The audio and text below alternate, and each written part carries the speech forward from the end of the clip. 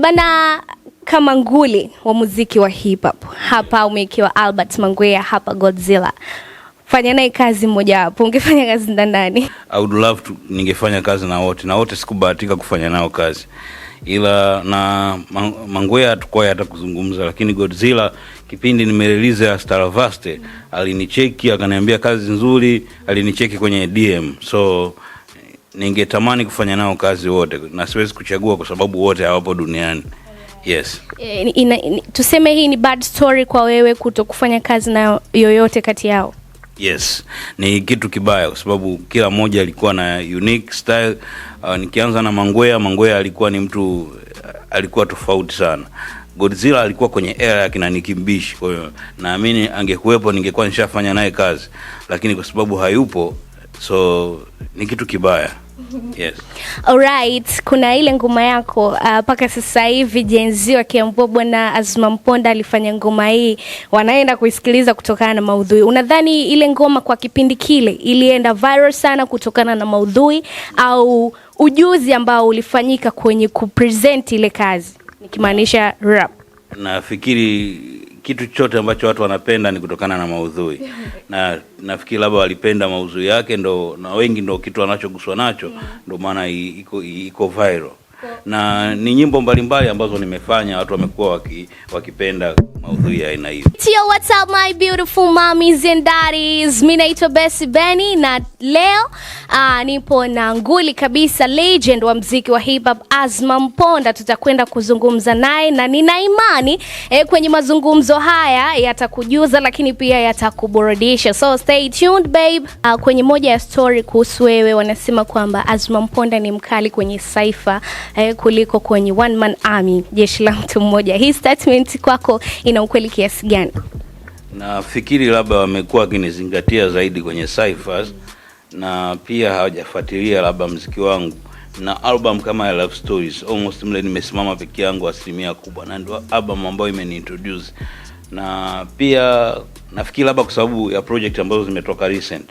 Kwa mfano kulikuwa na project zote za Kikoskazi ambazo tumesimamia sisi Aznas, project kama hivi zinatoka, lakini naamini uwezo wangu uko kwenye kazi zote, na zipo kazi ambazo nimefanya peke yangu, sio cyphers ndio zimeenda. Ngoma kama Staravaste, ngoma kama Garagasha nimefanya na watu wengine na zimefika mbali. So naamini ni mtazamo wa watu, lakini yes. Okay.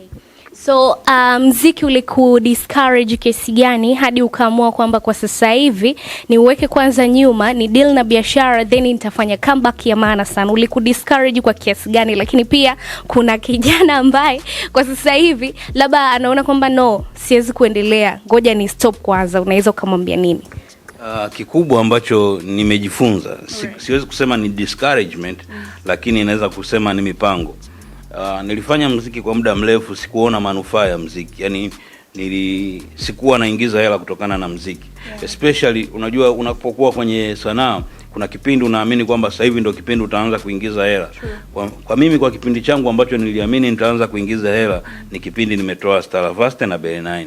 Kwa sababu ngoma ilienda mpaka MTV, ikachezwa mpaka Sound City, Africa Channel lakini sikuwahi kupata hata hela kutokana na ile ngoma, wala sikuweza kualikwa hata kwenye show yoyote. Kwa pale nikajipa nafasi, nikasema natakiwa nifanye kitu ambacho kinaweza kuingiza hela wakati na maisha yanaendelea. So ambacho naweza nikawaambia watu wengine ambao wananitazama, sio ku give up, ni kuangalia kitu ambacho unaweza kikaa kinakuingizia kipato wakati muziki haukuingizii kipato. So na ukishakuwa na kipato unaweza ukafanya muziki vile ambavyo unataka. So cha kwanza mimi niliamua kuinvest kwenye biashara kwanza, ambayo ndo Aznas. Tulianza kuweka Aznas, ambayo Aznas ni mimi na mke wangu anaitwa Nasrin. Kwa hiyo kipindi tumekaa pamoja tukaona hamna kitu ambacho kinaendelea, tukashauriana kwamba tufungue kampuni. Kwa hiyo tukaanza na kampuni ya Aznas from the first step.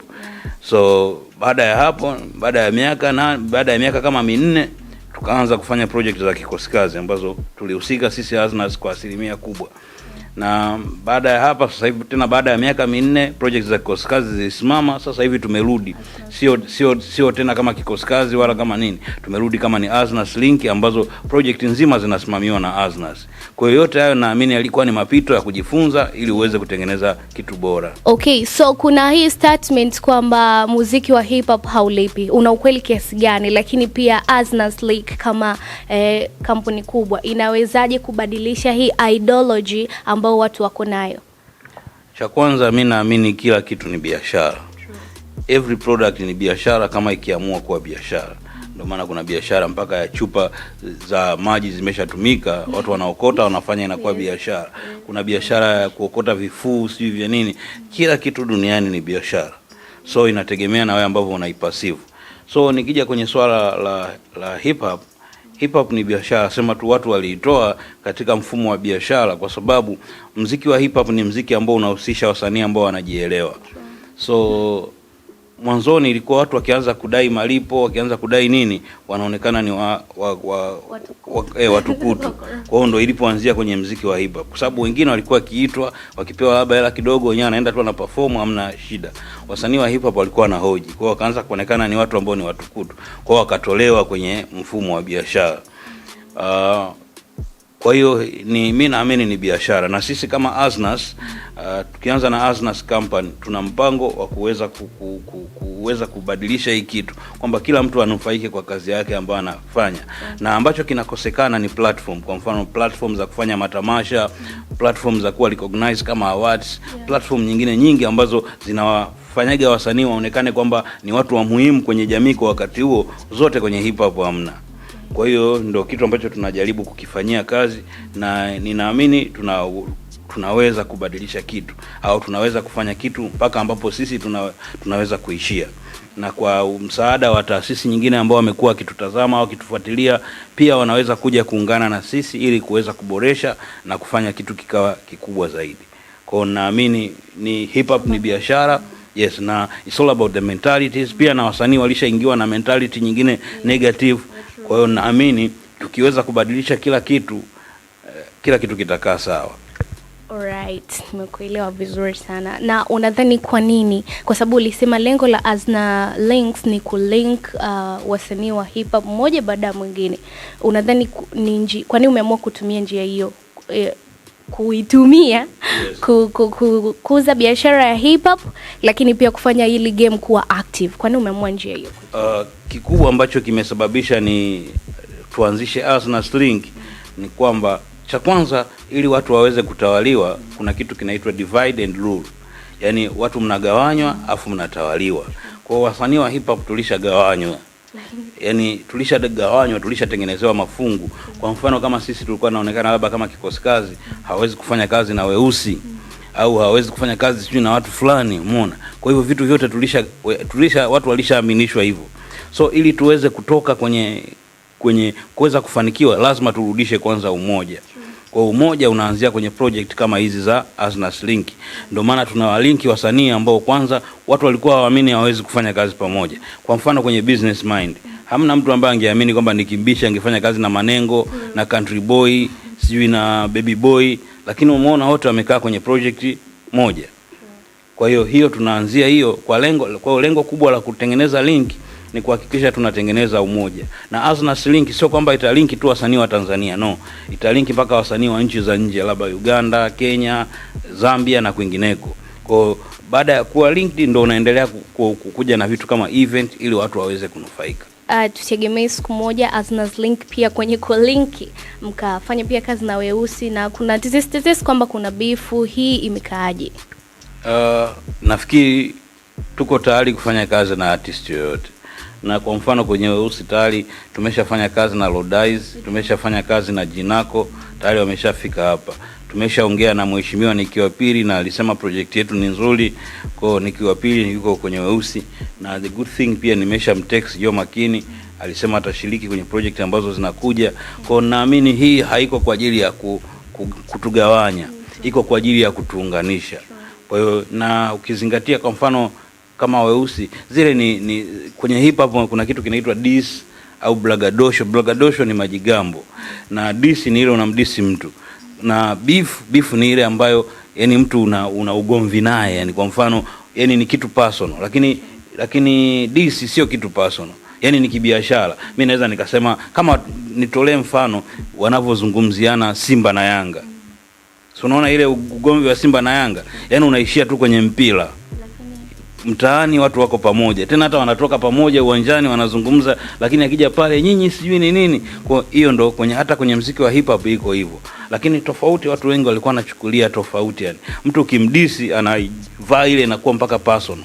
Kwa ndo maana tulikuwa tuwezi kuzungumza na watu wengine, but I hope kila kitu kitakuwa sawa, kwa sababu sasa hivi kwanza umri wa kuendelea kudisiana umeshapita, na ambacho Asnas kwanza kabisa tunataka kukitoa ni ile hali ya kushindana kuchana au kuonyeshana kwamba nani ni bora kuliko nani mkali.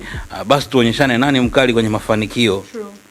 Hicho ndo naamini ndio kitu ambacho kitafaa zaidi, kwamba nani ana majumba makali, nani ana magari makali, tufikie huko. Sio kila siku tunahangaika nani anachana zaidi, afu tunaitwa hata kwenye sehemu hizo kwenda kufanya mahojiano, wote tumekuja na bajaji za kukodi, tumekuja na pikipiki za kukodi, au mwingine amekuja na miguu, afu anashindana kuchana. So sasa hivi tusishindane kuchana, tushindane kufanya biashara, tushindane kuuza nakara, tushindane kuona nani ameuza zaidi kwenye mitandao. Nafikiri hiyo ndio biashara ambayo ndio sisi ndio mentality yetu, kwamba tutoke kwenye kushindana kuchana tuje kwenye kushindana kufanya nini, biashara.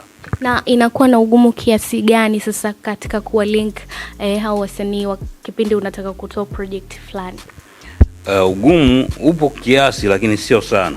Kwa mfano ukija hapa studio, sisi tuna midundo mingi ambayo tumeshatengeneza.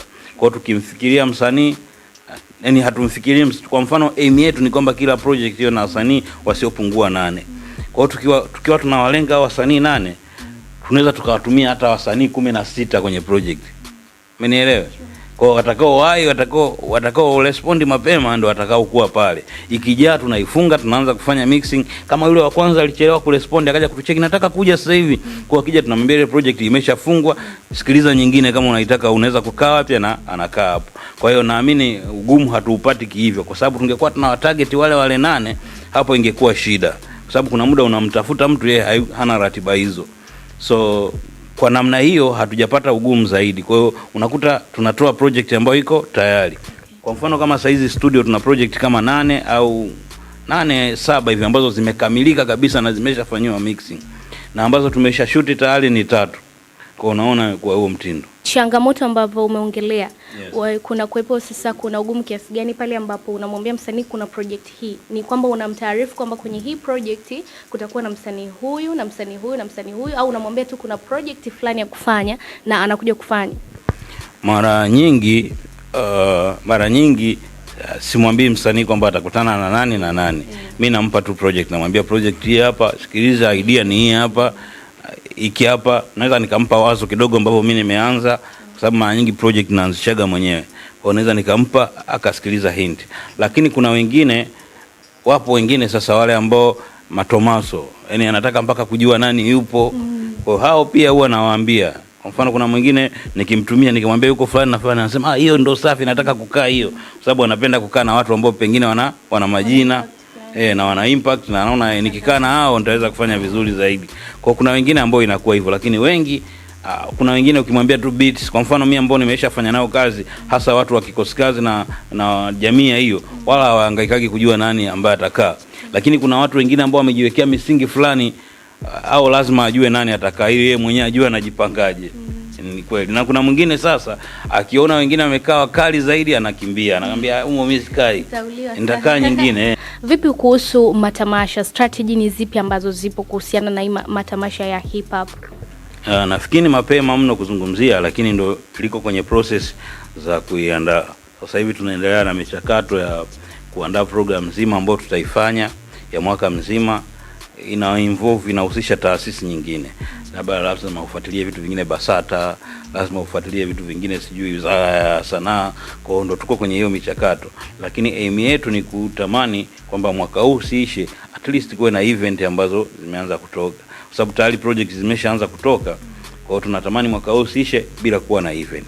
Kwa hiyo nafikiri itakapokuwa tayari na Lafri, naona mpaka mwezi wa 4 ndo tunatakiwa kuanza kuzungumzia swala hilo, kama litakuwa limekamilika. Kwa hiyo tutazungumza tena. Hivi karibuni kumekuwa kuna mjadala kuhusu ngoma ya nyuma kidogo kati ya Mr Blue lakini pia na Mangwea BBM. Wengi wanasema kwamba Mr Blue alimkanyaga sana Ngwea kwenye ile ngoma. Wewe ni legend. Huu mjadala wewe unauingilia kwa staili gani? Cha kwanza wote wawili na waheshimu. Mr. Blue ni living legend, yani ni msanii ambaye amekuwa kwenye game muda mrefu. Lakini kuhusiana na kuhusu Ngwea, alikuwa ni mtu ambaye naamini angekuwepo mpaka sasa hivi angekuwa ni legend mkubwa kama alivyo Blue. Kwenye hilo siwezi kulizungumzia sana kwa sababu hata ngoma yenyewe sijaipay attention sana. Kwa sababu nahisi ni ngoma ya muda mrefu. Kwa mpaka mimi nasikiliza sana muziki. Kwa nasikiliza muziki mwingi, kwa siko kwenye information zao sana. But naamini palipo Mr. Blue kwanza apoteagi kwenye track na Ngwea naye apoteagi kwenye track. Kwa hiyo sina uhakika na hilo mpaka ningeweza kusikia.